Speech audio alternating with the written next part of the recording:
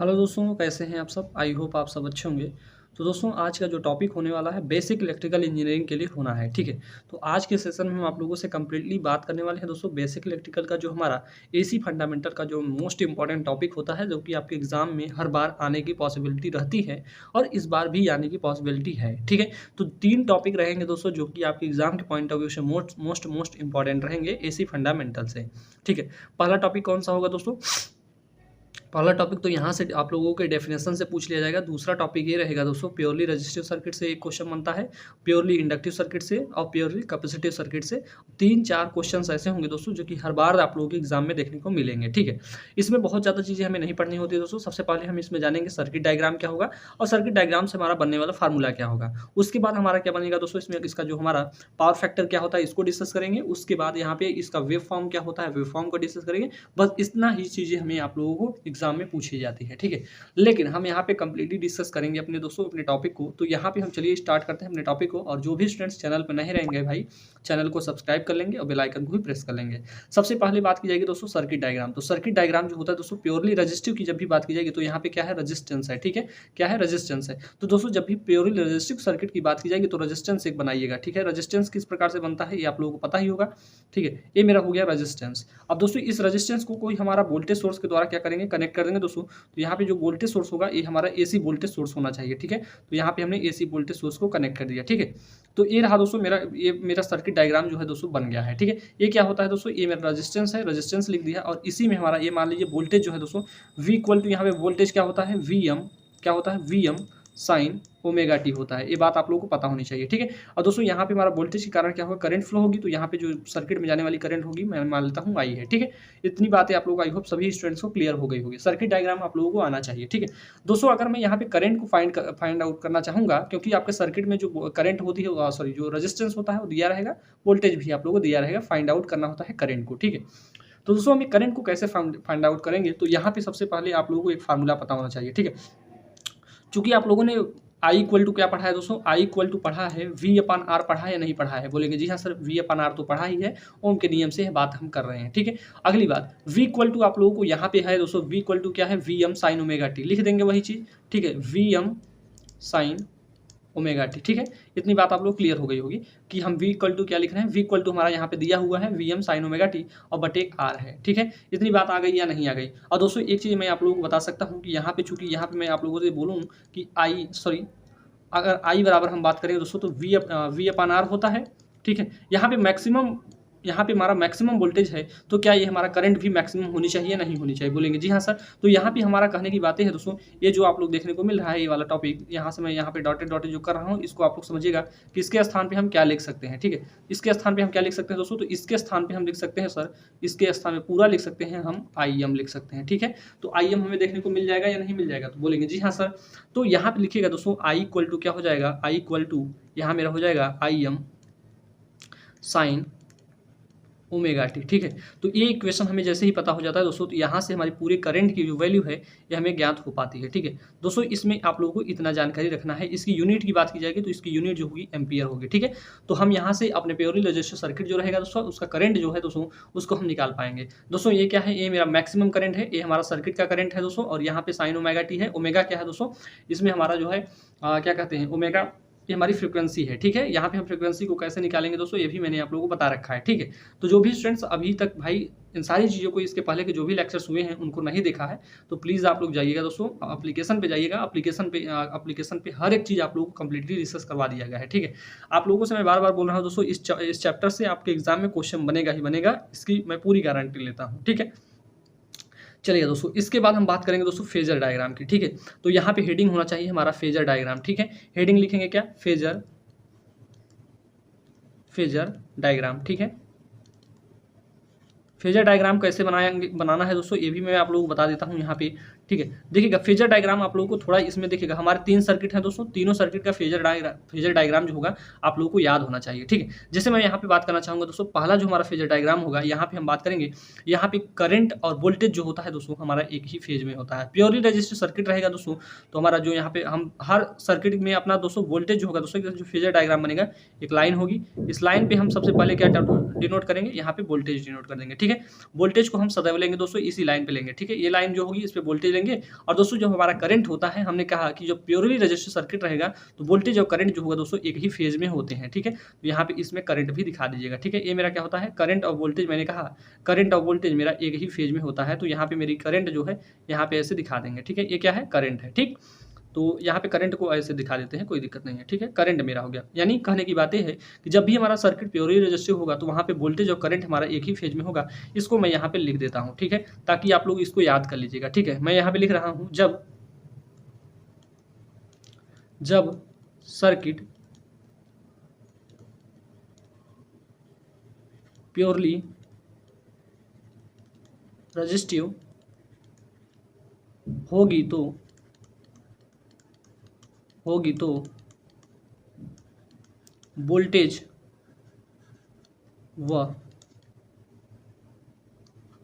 Voltage व current एक ही phase में होंगे, ठीक है, एक ही फेज में होंगे। और दोस्तों एक चीज़ मैं आप लोगों से पूछना चाहूँ, अगर हमारा वोल्टेज और करंट एक ही फेज में है तो आप लोगों से मैं पूछना चाहूँ कि इनके बीच का जो एंगल होगा कितना होगा। दोस्तों कभी कभी आप लोगों से पूछा जा सकता है, मान लीजिए ये हमारा कोई क्या है, ये मेरा क्या है भाई, कोई लाइन है, ठीक है। यहाँ पे मैं पूछना चाहूँ कि यहाँ पे इसका कोई एंगल बता दीजिए, तो बोलेंगे सर यहाँ पे एंगल कुछ है ही नहीं, तो कम्प्लीटली 180 डिग्री बोल दिया जाए या फिर 180 डिग्री बोल दिया जाए, या यहाँ पे यहाँ से यहाँ के बीच का जो होगा दोस्तों एंगल 180 डिग्री हो जाएगा। अगर दोस्तों पूछा जाए इसका कंप्लीट बताइएगा, इसका कितना हमारा एंगल होगा, तो बोलेंगे सर 0 डिग्री एंगल होगा। अगर दो चीज़ें हमारी एक ही फेज में होंगी दोस्तों, तो वहाँ पर आप लोगों को एक चीज़ ध्यान रखना है कि हमारा जो वोल्टेज और करंट होगा एक ही फेज में होना चाहिए, ठीक है। जब एक ही फेज में होगा दोस्तों, यानी V और I के बीच का जो एंगल बनेगा वो कितना होगा, तो यहाँ पे मैं लिख देता हूं कि जो V, मैं लिखता हूं दोस्तों, जो V और I के बीच का जो एंगल होगा दोस्तों, एंगल मतलब थीटा, मैं यहाँ पे फाई लिख देता हूँ, ठीक है। फाई जो होगा वो कितना होगा दोस्तों, 0 डिग्री होगा, ठीक है। कितना होगा, 0 डिग्री होगा। क्यों 0 डिग्री हो रहा है दोस्तों, क्योंकि वोल्टेज और करंट हमारा एक ही फेज में है, ठीक। चलेगा, आगे चलते हैं दोस्तों। इसका जो और भी इसके आगे हमारा थोड़ा सा एक्सप्लेनेशन है उसको भी देख लेते हैं। पावर फैक्टर की मैं बात करता हूँ, ठीक है। तो यहाँ पे लिखेंगे, अब आप लोगों को लिखना है पावर फैक्टर, ठीक है। हेडिंग डालिए पावर फैक्टर, ठीक है। मैं हेडिंग डालता हूँ कि हमारा पावर फैक्टर क्या होगा, ठीक है। पावर फैक्टर, ठीक है दोस्तों। पावर फैक्टर क्या होता है, ये हर एक चीज़ आप लोगों को क्लियर होना चाहिए। पावर फैक्टर को बेसिकली हम यहाँ पे दोस्तों cos फाई से डिनोट करेंगे, तो लिखेंगे पावर फैक्टर इक्वल टू, यहाँ पे आप लोगों को पेन चेंज कर लेता हूँ, यहाँ पे लिखेंगे पावर फैक्टर, PF से डिनोट करेंगे दोस्तों। पावर फैक्टर इक्वल टू होता है cos फाई, ठीक है। क्या होता है, cos फाई। और दोस्तों अभी मैंने बताया वोल्टेज और करंट के बीच का एंगल जो है दोस्तों कितना है, तो आप लोग बताएंगे ये जो एंगल था दोस्तों, ये 0 डिग्री एंगल था। कितना था, 0 डिग्री एंगल था, ठीक है। अब दोस्तों पावर फैक्टर यहाँ पे जो फाई है, इसी की जगह पे आप लोगों को लिख देना है power factor equal to cos 0 डिग्री, क्योंकि हमारा जो फाई है दोस्तों एंगल, यानी एंगल किसके बीच का, वोल्टेज और करंट का बीच का जो एंगल है दोस्तों 0 डिग्री है, तो यहाँ पे cos 0 डिग्री का मान जो होता है 1 होता है, तो लिखेंगे पावर फैक्टर इक्वल टू 1 हो जाएगा, ठीक है। तो हमने क्या बताया दोस्तों, जो हमारा cos 0 डिग्री का मान होता है कितना होता है, ये आप लोगों ने ट्रिग्नोमेट्री में पढ़ा होगा, ठीक है। तो पावर फैक्टर हमारा कितना हो जाएगा, 1 हो जाएगा। तो दोस्तों ये हमारा पावर फैक्टर जो 1 लिखा गया है, इसे हम 1 नहीं बोलते, इसे यूनिटी बोलते हैं। तो एक पॉइंट आप लोग यहाँ पे थोड़ा सा नोट कर लेंगे, लिखेंगे कि प्योरली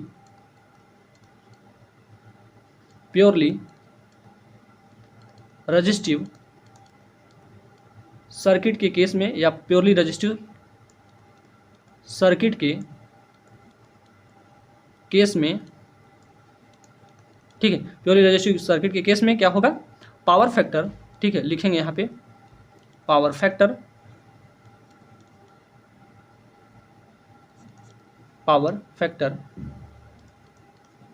यूनिटी होता है। क्या लिखेंगे, यूनिटी मतलब 1 होता है, ठीक है, यूनिटी होता है। ऐसे ही आपके एग्जाम में पूछा जाएगा दोस्तों कि बताइएगा हमारा कोई सर्किट प्योरली रेजिस्टिव रहेगी तो उसका पावर फैक्टर कितना होगा, तो बोलेंगे सर जब सर्किट हमारी प्योरली रेजिस्टिव होगी तो हमारा जो पावर फैक्टर होगा वो हमारा क्या होना चाहिए दोस्तों। जब हमने क्या कहा, सर्किट हमारी कैसी होगी दोस्तों, हमारी सर्किट प्योरली रेजिस्टिव रहेगी तो हमारा पावर फैक्टर कैसा रहेगा, यूनिटी रहेगा, ठीक है। इस चीज़ को याद रखिएगा दोस्तों, इंपॉर्टेंट रहेंगे कि हम जो बोल रहे हैं यहाँ पे पावर फैक्टर कैसा होगा, यूनिटी होगा, यहाँ पे याद रखिएगा। रजिस्टिव सर्किट के लिए हमारा पावर फैक्टर कैसा होगा, तो बोलेंगे पावर फैक्टर जो होगा दोस्तों यूनिटी होगा। यहाँ पे भी इस पॉइंट को जरूर याद रखिएगा, ठीक है, चलेगा। तो आई होप ये बात भी क्लियर हो गई होगी आप लोगों की। अब मैं नेक्स्ट पॉइंट की बात करना चाहूँगा दोस्तों, इसमें हमारा जो रहेगा, यहाँ पे हम अपने नेक्स्ट हेडिंग की तरफ चलते हैं, वेब फॉर्म को बनाएंगे, ठीक है।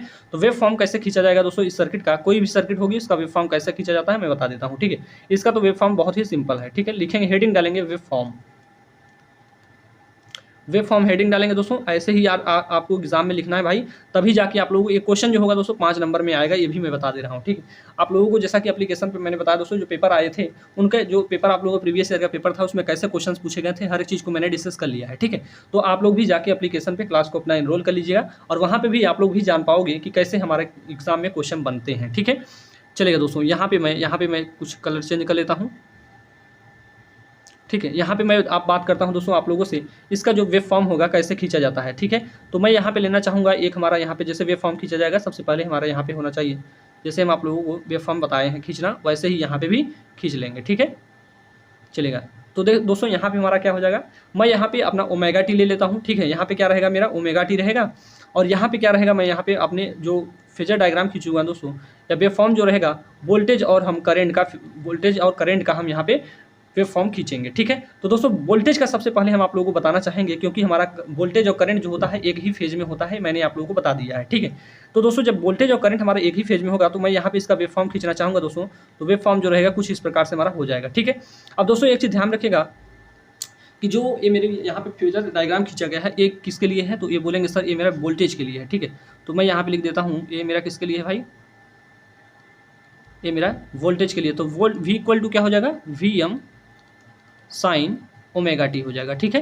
ये तो मेरा वोल्टेज के लिए हुआ। अगर दोस्तों मैं करंट के लिए फेजर डायग्राम खींचूंगा, तो दोनों हमारे क्या होते हैं, एक ही फेज में होंगे। इसको थोड़ा डॉटेड में दिखाइएगा, ठीक है। जैसे मैं दिखा रहा हूँ यहाँ पे वोल्टेज और करंट हमारे कैसे होंगे, एक ही फेज में होंगे। तो इसको सेम टू सेम ऐसे जैसे मैं दिखा रहा हूँ दोस्तों, ऐसे ही आप लोगों को भी दिखाना है, ठीक है। सिंपल सी वे में ये हमारे दोनों एक ही फेज में होते हैं, ठीक है।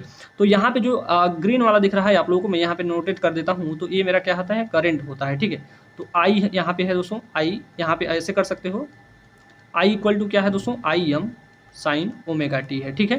तो ये चीज़ आप लोगों को आई होप समझ में आ गई होगी। तो वोल्टेज और करंट का जो हमारा फेजर डायग्राम खींचा जाता है कुछ इसी प्रकार से खींचा जाएगा, ठीक है। तो देखिएगा मैं एक चीज़ बात करना चाहूँगा दोस्तों, तो यहाँ पे क्या होता है, ये हमारा 0 डिग्री होता है, ठीक है। इसे हम ओरिजिन बोलते हैं। यहाँ पे क्या होता है दोस्तों, ये हमारा एंगल जो होता है यहाँ का जो हाफ साइकिल होती है पाई होता है दोस्तों, और दूसरी हाफ साइकिल कितनी की होती है, 2 पाई की होती है, ठीक है। तो एक फुल साइकिल कितने की होती है दोस्तों, तो बोलेंगे सर 180 डिग्री की होती है, सॉरी 360 डिग्री की होती है। हाफ साइकिल 180 डिग्री की होगी दोस्तों। मैं इसको बोलना चाहूँ तो यहाँ पे हमारा जो एंगल होगा ये कितना होता है, π/2 हो जाएगा, ठीक है। यानी पाई का आधा कितना हो जाएगा, π/2 हो जाएगा। तो यहाँ पे बात करेंगे दोस्तों, यहाँ पे जो हमारा यहाँ पे मैं बात करना चाहूँगा, यहाँ पे कितना हो जाएगा दोस्तों, तो यहाँ पे बोलेंगे सर 3π/2 हो जाएगा, ठीक है। तो ये हमारा क्या है, एंगल की यहाँ पे बात की जा रही है, ठीक है, कितना कितना एंगल होता है ये दोस्तों। इसका मैक्सिमम पॉइंट है, मैक्सिमम पॉइंट हमें यहाँ पे नहीं पूछा जाएगा, ठीक है।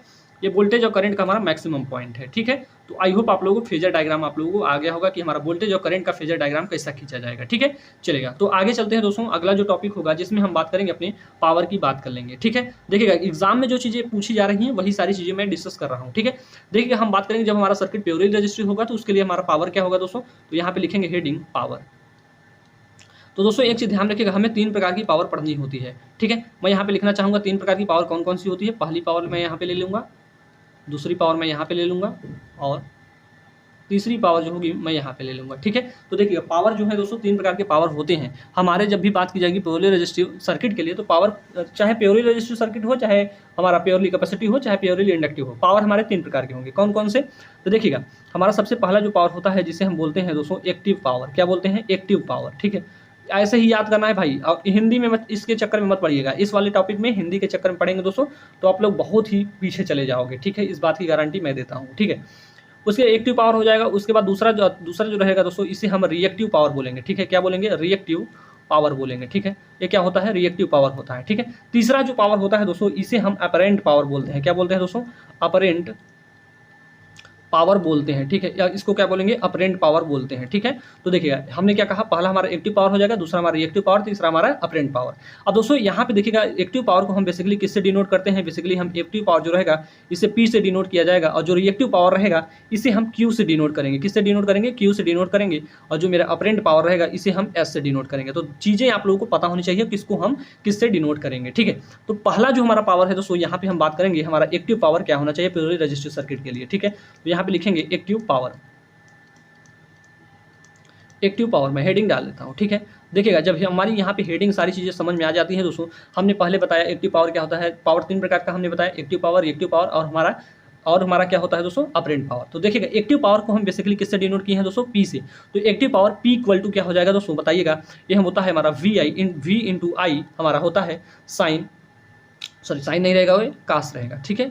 वी आई कास फाई होता है। और दोस्तों ये क्या है हमारा, ये हमारा क्या है, एक्टिव पावर। एक्टिव पावर क्या होता है, वी आई कास फाई होता है। पी इक्वल टू क्या होगा दोस्तों, वी आई कास फाई होता है। इस चीज़ को याद रखिएगा, मोस्ट इंपॉर्टेंट फार्मूला रहेगा दोस्तों, क्योंकि ये फार्मूले आप लोगों से पूछे ही जाएंगे, कहीं ना कहीं आप लोगों से पूछा ही जाएगा। न्यूमेरिकली पूछा जा सकता है और आप लोगों को थ्योरेटिकली तो पूछा ही जाएगा, ठीक है। तो दोस्तों मैं आप लोगों से यहाँ पे बात करना चाहूँगा, हमारा जो प्योरली रेजिस्टिव सर्किट था, इसके यहाँ पे बात करेंगे, इसमें हमारा वोल्टेज और करंट के बीच का जो एंगल था कितना था, तो बोलेंगे सर फाई जो था हमारा 0 डिग्री है। तो दोस्तों जब हमारा फाई 0 डिग्री है तो यहाँ पे पी इक्वल टू हम लिख सकते हैं v इंटू आई। पावर फैक्टर हमारा यहाँ पे देखेंगे दोस्तों कास 0 डिग्री, और कास 0 डिग्री का मान कितना होता है दोस्तों, 1 होता है। तो यहाँ पे आप लोग जरूर याद रख लीजिएगा, कास 0 डिग्री बराबर कितना होता है, 1 होता है। इसको याद कर लीजिएगा, ठीक है, क्योंकि ये आप लोग का ट्रिग्नोमेट्री का पार्ट है भाई। ये सारी चीज़ें अगर आप लोगों को नहीं याद रहेंगी तो आप लोग कैसे कर पाओगे, बताइएगा, ठीक है। तो यहाँ पे पावर हमारा कितना आ जाएगा दोस्तों, पी इक्वल टू हमारा आ जाएगा v इंटू आई आ जाएगा, ठीक है। तो आप लोग बताइएगा, यहाँ पे इसकी वैल्यू जो हो जाएगी 1 हो जाएगी दोस्तों, ठीक है। तो यहाँ हमारा पावर जो होगा, एक्टिव पावर हमारा p इक्वल टू वी आई आ जाएगा, ठीक है। p इक्वल टू क्या आ जाएगा, v इंटू आई हो जाएगा, ठीक है। तो एक्टिव पावर हमारा आ गया दोस्तों। अब हम बात करेंगे रिएक्टिव पावर की, ठीक है। तो यहीं पर हम बात कर लेते हैं रिएक्टिव पावर की, ठीक है। यहाँ पे मैं लिख देता हूँ रिएक्टिव पावर। ये मेरा रिएक्टिव पावर जो होगा दोस्तों, इसको आप लोग ध्यान से समझिएगा, रिएक्टिव पावर आखिर होता क्या है। तो रिएक्टिव पावर इक्वल टू होता है क्यू। क्यू से हम इसे डिनोट करते हैं, क्यू इक्वल टू होता है यहाँ पे v इंटू आई हमारा होता है साइन फाई, ठीक है। क्या होगा, q equal to v into i sine phi होता है, ठीक है। अब देखिएगा दोस्तों, पावर की यूनिट हमारी, देखिएगा पावर की यूनिट भी हमसे पूछी जाती है। पावर की यूनिट होती है वाट, लेकिन हम बात करेंगे दोस्तों यहाँ पे हमारा क्या है, हमारा यहाँ पे वी आई है दोस्तों। तो यहाँ पे वाट एम्पियर लिखेंगे, एम्पियर वाट या वाट एम्पियर लिख देंगे, ठीक है। यहाँ पे इसकी जो यूनिट होगी क्या होगी, वाट एम्पियर लिखेंगे, ठीक है। तो यहाँ पे मैं लिख देता हूँ वाट एम्पियर इसकी यूनिट हो जाएगी, क्या हो जाएगी, वाट एम्पियर इसकी यूनिट हो जाएगी, ठीक है। अब देखिएगा दोस्तों, यहाँ पे रिएक्टिव पावर जो है, यहाँ पे हम बात करेंगे फाई जो होगा दोस्तों कितना होगा, तो बोलेंगे सर 0 होगा। और दोस्तों एक चीज़ जानते ही होंगे, साइन 0 डिग्री का मान कितना होता है, तो बोलेंगे साइन 0 डिग्री इक्वल टू होता है 0 डिग्री, ठीक है। तो दोस्तों इस पावर का हम पूरी बात की जाएगी तो हमारा जो यहाँ पे रिएक्टिव पावर होगी, ये क्यू इक्वल टू हमारी क्या हो जाएगी, 0 हो जाएगी, ठीक है। रिएक्टिव पावर क्या हो जाएगी दोस्तों, हमारी 0 हो जाएगी। तो यहाँ पे हम एक चीज़ ध्यान रखेंगे कि जब भी हम साइन थीटा जहाँ पे आ जाएगा, अगर 0 डिग्री एंगल रहेगा तो हमारा रिएक्टिव पावर क्या हो जाएगा, 0 हो जाएगा, ठीक है। तो 2 पावर हम आप लोगों को बता चुके हैं, एक पावर और बचती है, उसको भी देख लेते हैं, ठीक है। और कौन सा पावर है दोस्तों, अपरेंट पावर है, ठीक है। तीसरा रहेगा दोस्तों, तीसरा जो रहेगा अपरेंट पावर, ठीक है। यहाँ पे लिख देंगे अपरेंट पावर, ये तीसरा पावर है, ठीक है। अब दोस्तों यहाँ पे तीसरा जो पावर है, इसको हम किससे डिनोट किए थे, तो बोलेंगे सर इसको आपने S से डिनोट किया था। तो S इक्वल टू क्या होता है दोस्तों, यहाँ पे S equal to V into I होता है, ठीक है। तो इसको जरूर याद रखिएगा, फार्मूले आप लोगों को जरूर याद होने चाहिए दोस्तों।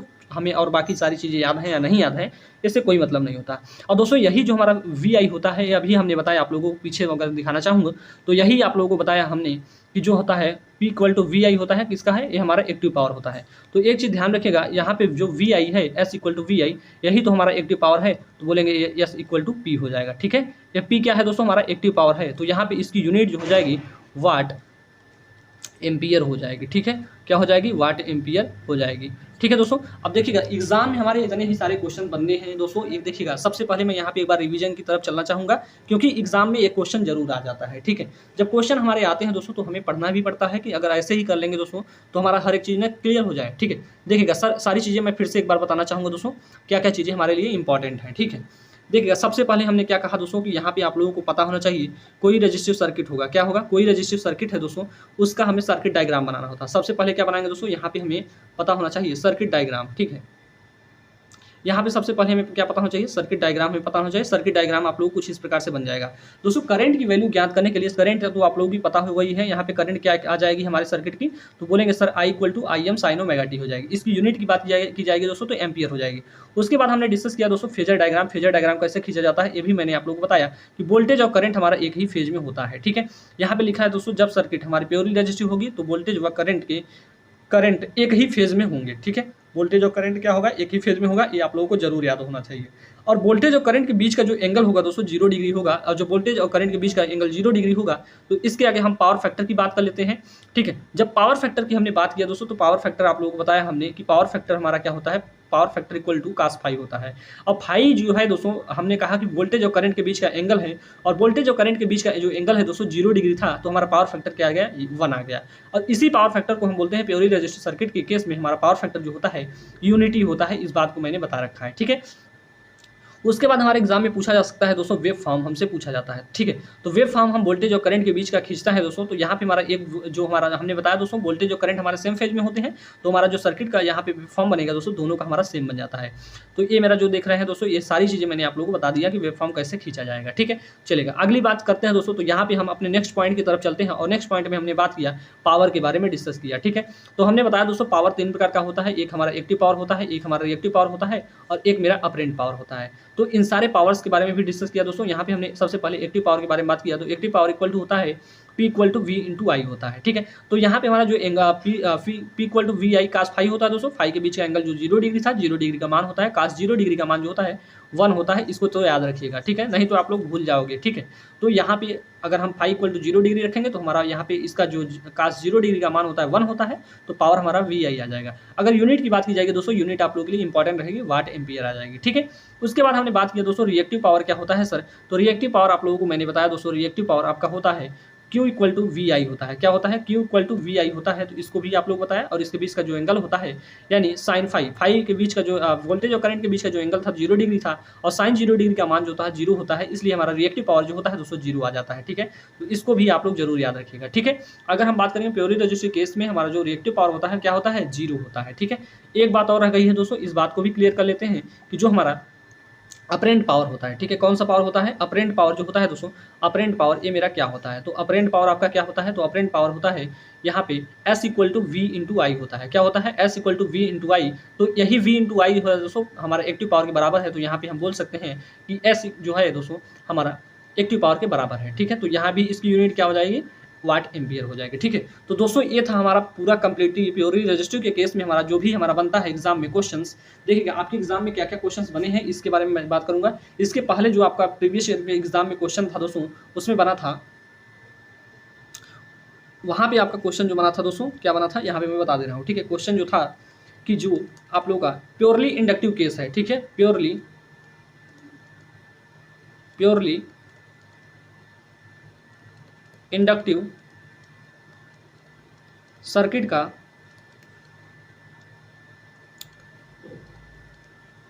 परिपथ आरेख हो गया, फेजर डायग्राम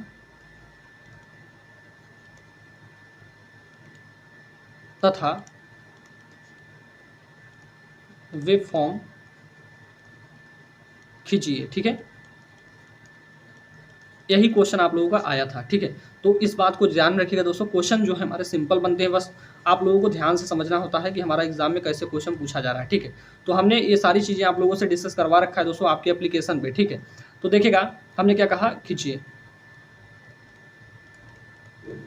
तो ये था आप लोगों का प्रीवियस ईयर का क्वेश्चन। अगर दोस्तों अगर हमारा प्रीवियस ईयर का क्वेश्चन जब ऐसे बना है तो यहाँ पे क्या हमारे पास एक क्वेश्चन और नहीं बन सकता, प्योरली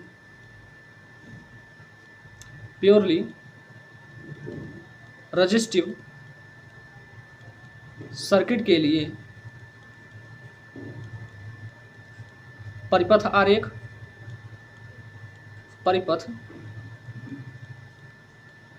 ठीक है।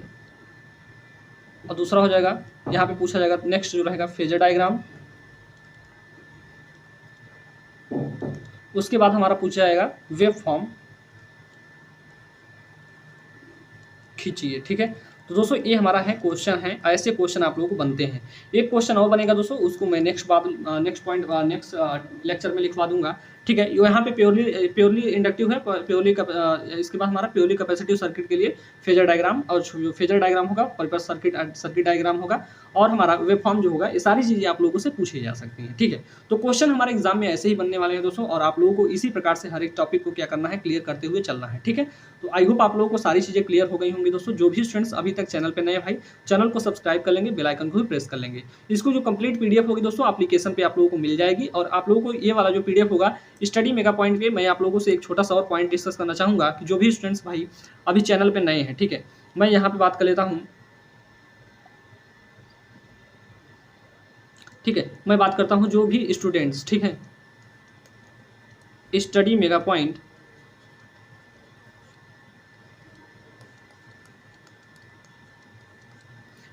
पॉइंट का टेलीग्राम चैनल, ठीक है दोस्तों, टेलीग्राम चैनल ज्वाइन कर लेंगे। सभी स्टूडेंट्स टेलीग्राम चैनल को ज्वाइन कर लेंगे दोस्तों, और तभी जाके आप लोगों को हर एक अपडेट मिल पाएगी। ठीक है, तो यहाँ पे आप लोगों को डिस्क्रिप्शन में आप लोगों को टेलीग्राम चैनल का लिंक मिल जाएगा दोस्तों, जरूर सभी स्टूडेंट जाके ज्वाइन कर लेंगे। ठीक है, डिस्क्रिप्शन में आप लोगों को टेलीग्राम चैनल का लिंक मिल जाएगा, जो भी स्टूडेंट्स अभी तक ज्वाइन नहीं किए हैं दोस्तों, क्योंकि आप लोगों को जानते ही दोस्तों फाइनल ईयर तक आप लोगों को स्टडी मेगा पॉइंट से ही जुड़ के रहना होगा। ठीक है, अगर नहीं रहते हैं जुड़ के तो फिर आप लोगों का दिक्कत होगा, सारी चीज़ें आप लोग समझ पाओगे उसके बाद। ठीक है, तो चलिएगा दोस्तों, आज के लिए इतना ही रखेंगे, और टेलीग्राम चैनल का लिंक डिस्क्रिप्शन में मिल जाएगा, आप लोग सभी स्टूडेंट्स ज्वाइन कर लेंगे। मिलते हैं आप लोगों से नेक्स्ट लेक्चर में, तब तक के लिए जय हिंद, जय भारत।